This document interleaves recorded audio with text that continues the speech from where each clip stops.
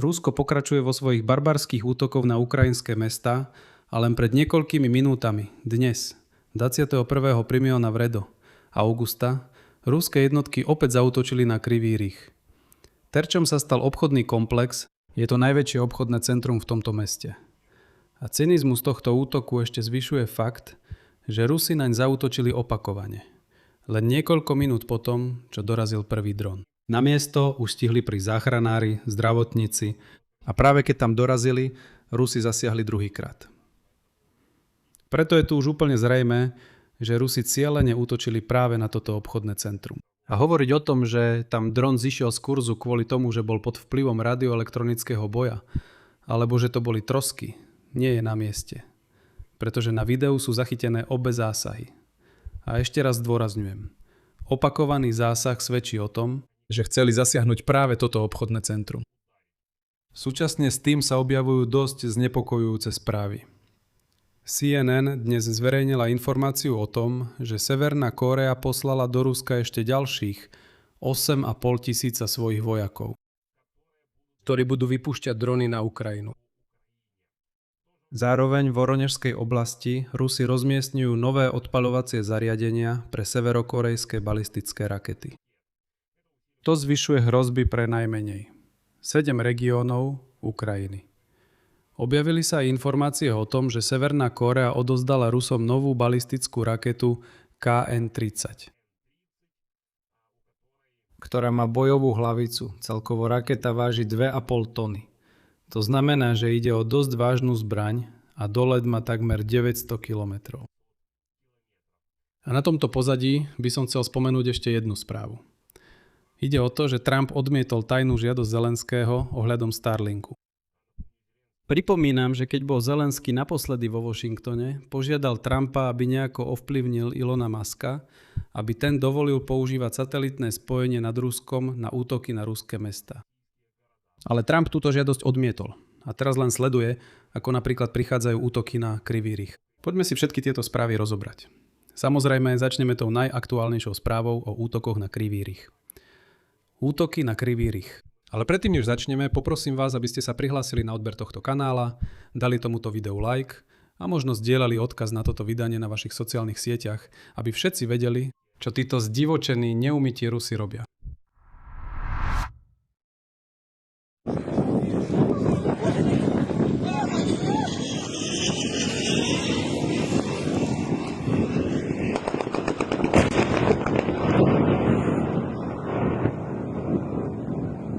Takže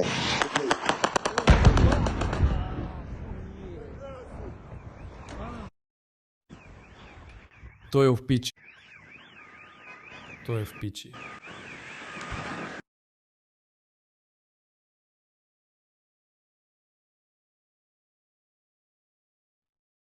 Dnes popoludní, 21. augusta, ruské jednotky zaútočili na Krivý Rih. Terčom sa stal obchodný komplex. V dôsledku útoku boli zranení ľudia. Žiaľ, je tam aj jeden mŕtvy. O tom informoval predseda Rady obrany Krivého Rihu Alexander Vilkul. Miestne úrady uviedli, že nepriateľ zaútočil na Krivý Rih útočnými dronmi. Následky sa zaznamenávajú v najväčšom obchodnom komplexe mesta. Na mieste útoku vznikol požiar. Sú tam zranení.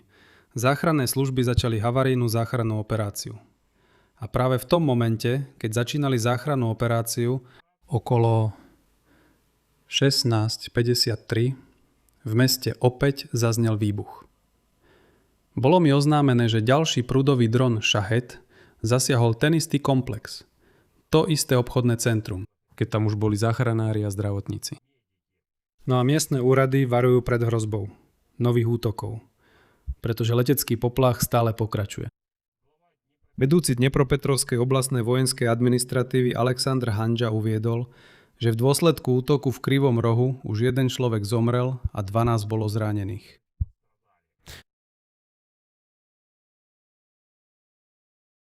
Objavilo sa aj video znútra obchodného centra, na ktorom je vidieť, čo sa tam dialo. Objavili sa aj zábery z prvého aj druhého zásahu ruských bezpilotných lietadiel na toto obchodné centrum, ktoré len potvrdzujú, že išlo o cielený útok. To nie sú trosky. To nie je vplyv radioelektronického boja. To nie je ukrajinská protivzdušná obrana. Sú to konkrétne dva prúdové bezpilotné lietadlá Shahed, ktoré cielene jeden po druhom zasiahli to isté miesto, obchodné centrum, priamo uprostred dňa, keď sa tam nachádzalo dosť veľa civilistov.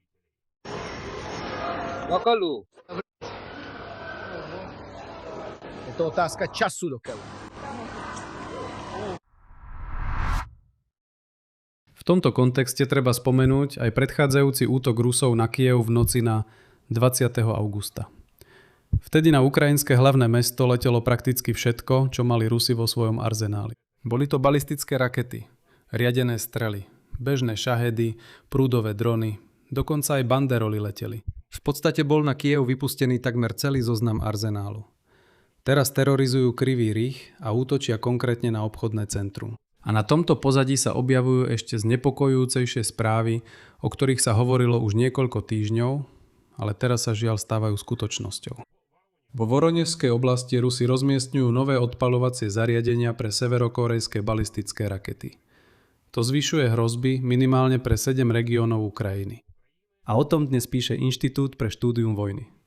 Hlavné spravodajské riaditeľstvo Ukrajiny potvrdilo odovzdanie približne 50 balistických rakiet typu KN-23 a KN-24 Rusku a modernizovaných KN-30 Hwasong 11S, ako ich nazývajú Severokórejci. Táto raketa KN-30 je modernizovanou verziou balistickej rakety KN-23 a je schopná niesť pomerne ťažkú bojovú hlavicu až do 2,5 tony, teda 2500 kg. Navyše, Rusko už začalo rozmiestňovať 6 odpaľovacích zariadení, konkrétne pre severokorejské rakety vo Voronežskej oblasti. A tieto zariadenia budú schopné odpáliť celkovo až 120 rakiet. Uvádza sa, že severokorejské rakety môžu zasiahnuť Sumskej, Charkovskej, Černihivskej, Poltavskej, Kyjevskej, Dnepropetrovskej a Záporožskej oblasti z územia Voronežskej oblasti neumytého Ruska. Podľa slov ukrajinského vojenského experta Anatolia Chrapčinského, ruské jednotky nevždy používajú všetky svoje odpaľovacie zariadenia v každej útočnej kampani. No napríklad podľa jeho údajov má Rusko približne 160 odpaľovacích zariadení Iskander, ktoré môžu niesť po 2 rakety každé. Ale ruské ozbrojené sily odpália v priemere od 16 do 26 rakiet pri jednom útoku. No on tiež dodal, že ruské rakety Iskander M majú presnosť v rozmedzi od 5 do 20 metrov. Zatiaľ čo severokorejské rakety KN-23 pravidelne minú cieľ o stovky metrov alebo dokonca o kilometre. Severokorejské rakety tiež nesú výrazne väčšiu bojovú hlavicu s hmotnosťou až 1 tonu v porovnaní so štandardnou 480 kg hlavicou ruských Iskander M a spôsobujú väčšie krátery a tlakové vlny. No a raketa KN-30 nesie dokonca 2,5-tonovú bojovú hlavicu. V rovnakom čase dnes CNN informuje, že Severná Kórea už poslala do Ruska ďalších 8500 svojich vojakov, ktorí budú vypúšťať útočné drony na mierové mestá Ukrajiny. Celkovo Severná Kórea už otvorene bojuje proti našej krajine. No a na to, aby sme bojovali proti odpáleniu severokorejských rakiet, a nielen severokorejských, je samozrejme potrebné útočiť na odpaľovacie zariadenia a na miesta sústredenia bezpilotných jednotiek nepriateľa. Ale na to potrebujeme satelitné spojenie nad územím Ruska, aby bolo určovanie cieľov presnejšie. A práve v tejto súvislosti, ako viete, už dlho prebieha diskusia so spoločnosťou Ilona Muska o tom, aby ukrajinské jednotky získali prístup na používanie systému Starlink nad územím Ruska, aby bolo možné v reálnom čase ovládať akékoľvek útočné bezpilotné lietadlá. O to dokonca Zelenský žiadal Donalda Trumpa, aby ovplyvnil Ilona Muska. Ale Trump túto žiadosť odmietol. O tom dnes píše Financial Times. A podľa slov zasvetených, Zelenský žiadal Trumpa, aby sa dohodol s Muskom na povolení používania Starlinku pre ozbrojené sily Ukrajiny aj mimo územia Ukrajiny, na území Ruska. Ukrajinský líder vysvetľoval šéfovi Bieleho domu, že to pomôže obranným silám efektívnejšie loviť ruské odpaľovacie zariadenia rakiet. Týmto spôsobom by ozbrojené sily Ukrajiny mohli narúšať štarty nepriateľských balistických rakiet a nielen to. No a ďalej, ako píše denník, citujem, podľa zdrojov spočíval návrh Zelenského v tom, aby Musk dovolil Ukrajine používať Starlink na úderných dronoch dlhého dosahu až do vzdialenosti 200 km vo vnútri Ruska. To by zahŕňalo infraštruktúru na odpaľovanie balistických rakiet, veliteľské systémy a ďalšie zdroje. Ide o to, že ukrajinským úradom sa nepodarilo presvedčiť Ilona Muska samostatne. Preto dúfali v pomoc Donalda Trumpa v tejto záležitosti. Avšak prezident USA Zelenského žiadosť odmietol. Ešte jeden citát. Trump sa vyhol záväzku a podľa ľudí na stretnutí v oválnej pracovni tento plán nepodporil. Povedali, že podľa ich názoru Musk nedá Kievu súhlas. Tu ešte raz dôrazním. Nejde o to, aby sa pomocou Starlinku riadili drony, ktoré by útočili dokonca aj na sklady Wildberries alebo na rafinérie. Nie. Žiadame konkrétne túto zónu 200 km do hĺbky Ruska. Ďalej netreba. Na to, aby sa útočilo konkrétne na odpaľovacie zariadenia a veliteľské stanovištia, kde sa vydávajú rozkazy na útoky, ako napríklad dnes v Krivom rohu. Ale Elon Musk sa tejto myšlienky vzdal a hovorí nie, takéto povolenie nedám. A Donald Trump nám v tom žiaľ tiež nepomohol.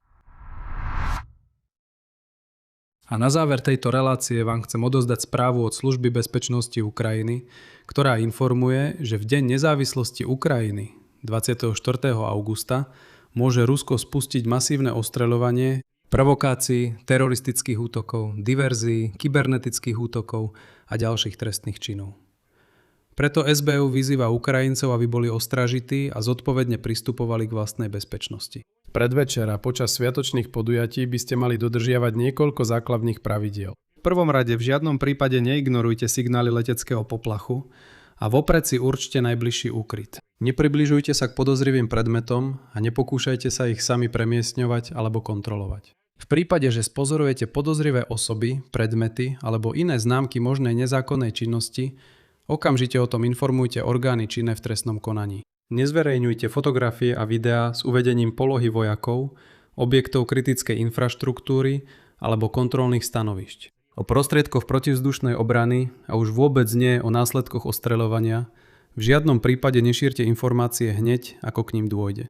No a ako hovorí SBU, neplňte žiadosti neznámych osôb, aj keď sa predstavujú ako príslušníci orgánov činných v trestnom konaní, ktorí vám ponúkajú splniť pochybné úlohy. Konkrétne urobiť fotografiu alebo videozáznam určitých objektov, odozdať balík alebo nechať predmet na určenom mieste. No a osobitne SBU upozorňuje Ukrajincov na pokusy ruských tajných služieb zapájať Ukrajincov do prípravy teroristických útokov a páchania diverzií. A v SBU hovoria, že v žiadnom prípade sa netreba nechať nachytať na všetky tieto provokácie. Celkovo, bohužiaľ, ako vidíme, Rusi plánujú ešte viac eskalovať situáciu. Eskalovať vojnu a, ako vidíme, pokračujú vo svojom terore. Zasadzujú údery. Otvorene, za bieleho dňa. A to dokonca dvakrát na to isté obchodné centrum. To znamená hovoriť o tom, že ako v predchádzajúcu noc, v noci na 20. augusta, Rusi, keď útočili na Kyjev, oni potom tvrdili, že zasiahli továreň Firepoint, ktorá vyrába rakety Flamingo a bezpilotné lietadlá FP. Údajne zasiahli podnik Antonov, ktorý vyrába bezpilotné lietadlá Ľutý. Čo povedia na toto? Dvakrát zasiahli konkrétne obchodné centrum, kde sa nachádzali ľudia, kde prebiehal obchod. Ešte raz sme videli zábery znútra v momente zásahu. A je jasné, že tam nie sú žiadne vojenské objekty ani zďaleka. Je tam len obchodné centrum. Obyčajné obchodné centrum.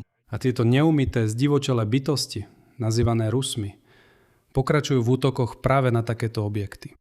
Preto tu dám 3 bodky. Váš názor, vaše závery píšte do komentárov pod týmto videom. Prihláste sa na odber tohto kanála, stlačte zvonček a nezabudnite dať like. To je všetko. Dávajte na seba pozor. Majte sa.